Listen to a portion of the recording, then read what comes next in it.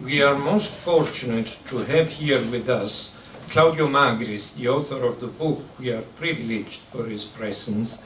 To introduce Professor Magris, we are also honored to have with us Professoressa Rebecca West, who is a graduate from Yale University, and she's presently the William R. Keenan Jr. Distinguished Service Professor of Italian Literature in the Department of Romance Languages and Literatures, and serves on the faculty for the Department of Cinema and Media Studies at the University of Chicago. Please welcome Professor Magris and Professor West. Thank you. Certainly, so much of his work has been dedicated to understanding this question of identity, of collective identity as well as personal identity, of how one is in terms of one's nation, in terms of one's relationship to others. And I think that we see this very clearly at work in this amazing book, Alla cieca, blindly. So I prepared a few comments which I will read, and then I have also a few questions or suggestions to put out there for both Claudio and for those of you in the audience, just to try to stimulate some discussion. And then I believe we'll have the wonderful opportunity to hear Claudio Magris talk to us about the creation of this book. And if we have time, maybe a couple of readings from the translation blindly. This book is my book, the Italian edition, and this book is our book, because I think that the translator is a co-author. It is a creative work, a literary work. And in other ages, people were conscious of this importance. Vincenzo Monti is important in the history of Italian literature, much more for his translation of Homer, Iliades, which has a great influence about literary style than for his works. And I think John Dryden considered his masterpiece the translation of Aeneas and so on. And I think as a translator is like a conductor. But later about this essential question. What can I say about the book? I can only tell how and why it came about, because every text is wiser than its author. And the first vague notion came to me in 1988. I was in Antwerp to launch a translation of Danube, and I had seen some ships' figureheads, female figureheads. I was struck by their open, dilated gaze, directed at the beyond as if perceiving calamities invisible to others. At that moment, in that Flemish square, the idea came to me to write something about those figureheads, even though I was uncertain as to what I wanted from them. I followed various lines of research. I went to the Scilly Isle, where for centuries the sea had washed those figures to the shore from shipwrecks. I collected stories, legends, and so on.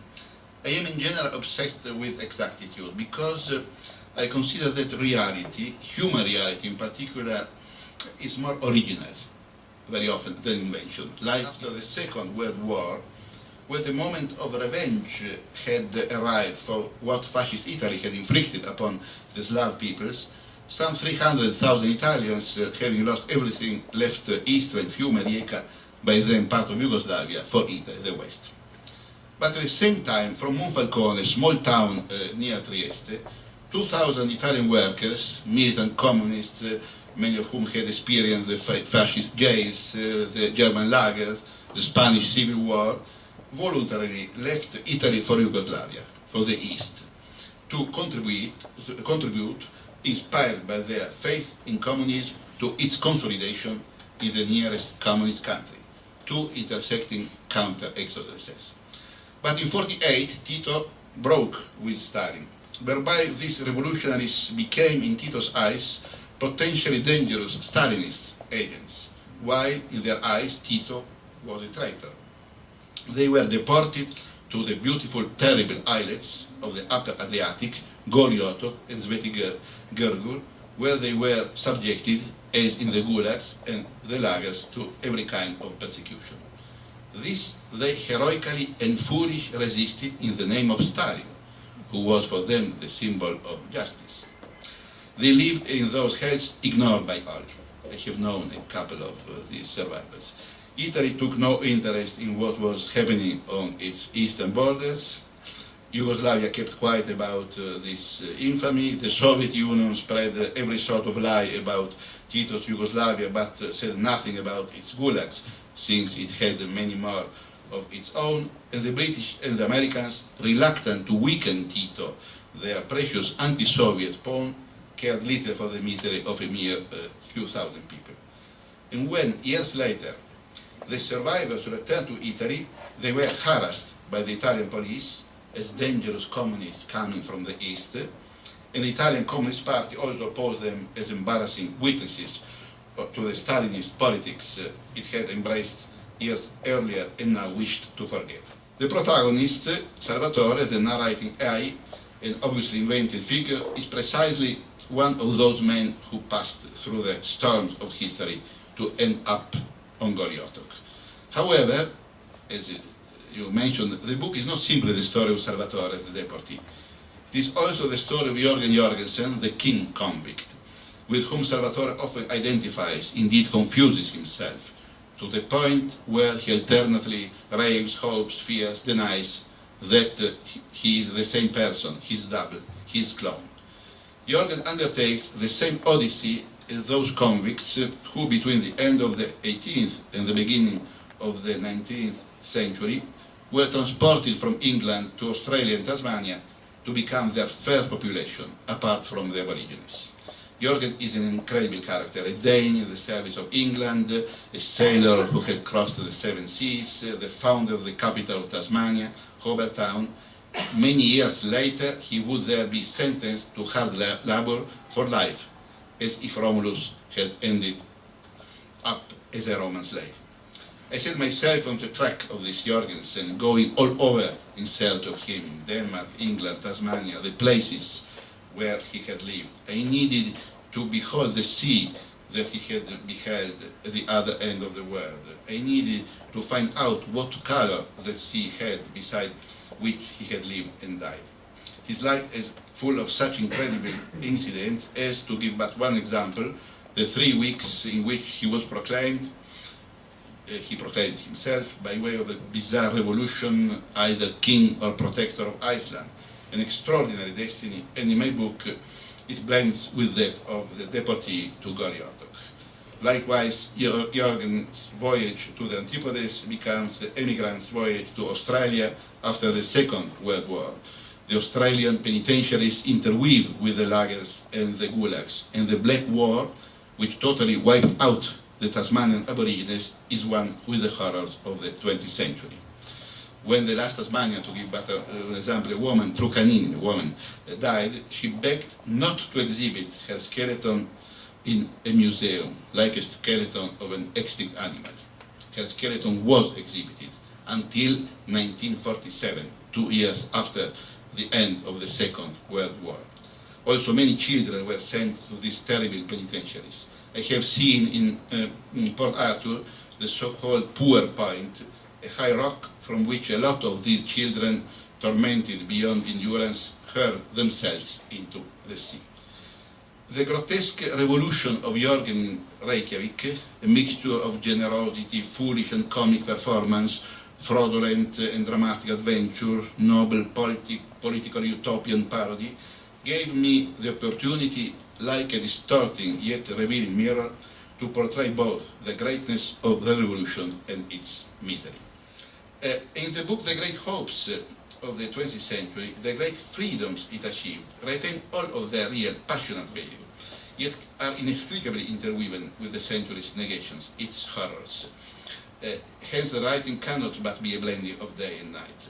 The title itself pronounces this blindly, which derives from an anecdote about Nelson. I don't know whether the anecdote is true or not, but the anecdote exists.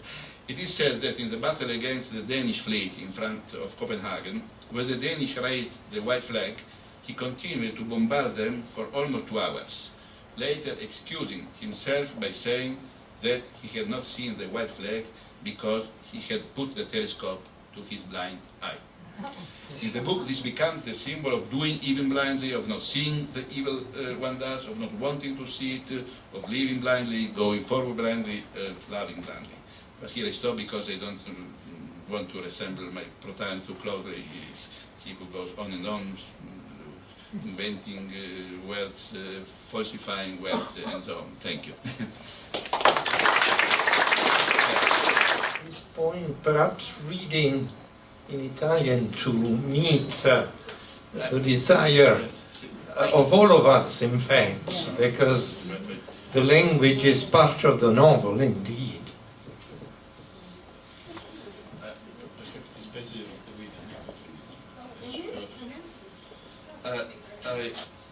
I read the small page in which the Salvatore, the protagonist, tells the author himself how he has lost the beloved woman, or one of the times he had his delirium lost.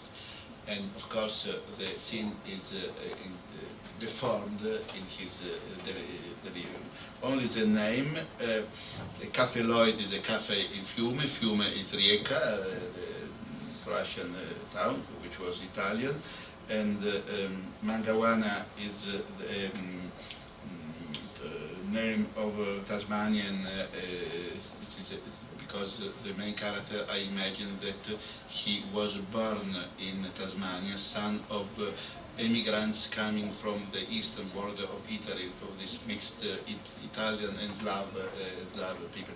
And Mangawada is a Tasmanian name, and it's not clear here whether it is the name of the mother or a woman loved in his youth. And so the Derwent is the river, the great river of Hobartown, this river which flows into the great ocean. Before the mouth there is also the South Pole, thousands of kilometers away. Mi scusi di nuovo, dottore, è stato solo un capogiro. Per un momento non ho visto più nulla, solo un pulviscolo abbagliante che mi feriva gli occhi. Capita, adesso è passato e tutto è chiaro, come il volto di Maria. Maria is the name of the beloved woman. Colpa di quella porta girevole a vetri del Caffè Lloyd a Fiume, dove andavamo qualche volta la sera. Una volta l'ho vista arrivare, io ero già dentro ad aspettarla. Lei ha attraversato la strada, mi ha sorriso oltre la porta trasparente ed è entrata facendo scorrere i pannelli. Mentre lei passava fra loro, la sua figura e il suo viso si sono specchiati in quei cristalli che roteavano e si sono frantumati in cangianti riflessi, una manciata di schegge luminose e dissolte. Così, tra una porta girevole e l'altra, è sparita. Devo essere rimasto tanto tempo a guardare il luccichio di quei battenti, anni seduto là dentro, mentre le porte girano sempre più lentamente e non entra nessuno. È comprensibile che a uno gli giri anche la testa e non ricordi nemmeno più bene chi è sparito fra un vetro e l'altro, di chi era quel sorriso. Per un attimo, per esempio, ho creduto, intravedendola sulla strada, che fosse Mangawana, che anche lei avesse attraversato il grande mare. Ero io che la chiamavo così, sotto i grandi eucalipti protesi sulle acque del Derwent, con quell'antico nome aborigeno, per canzonarla della sua pelle bruna come quella di mia madre. Era invece Maria. Sì, era anche Mangawana, perché Maria era il mare in cui sfociano tutti i fiumi. Amare una donna non vuol dire dimenticare tutte le altre, bensì amarle e desiderarle e averle tutte in lei. Quando facevamo l'amore sulla spiaggia solitaria della Levrera o in quella stanza micolascica, c'era anche la foresta australe ai bordi dell'oceano, terra australis, incognita. Invece a Fiume, quel giorno, quando Maria, vedendomi incapace di partire, mi ha preso per mano, se l'è passata sul seno e mi ha guidato verso la porta, nell'odore dell'alba, aiutandomi ad andare. Il viaggio è l'inizio del ritorno, mi ha sorriso, ma io sapevo, almeno credo, che non ci sarebbe stato ritorno, per decreto degli dei che io, con un arbitrio distorto del cuore, avevo innalzato più grandi del mio cuore e di quel sorriso.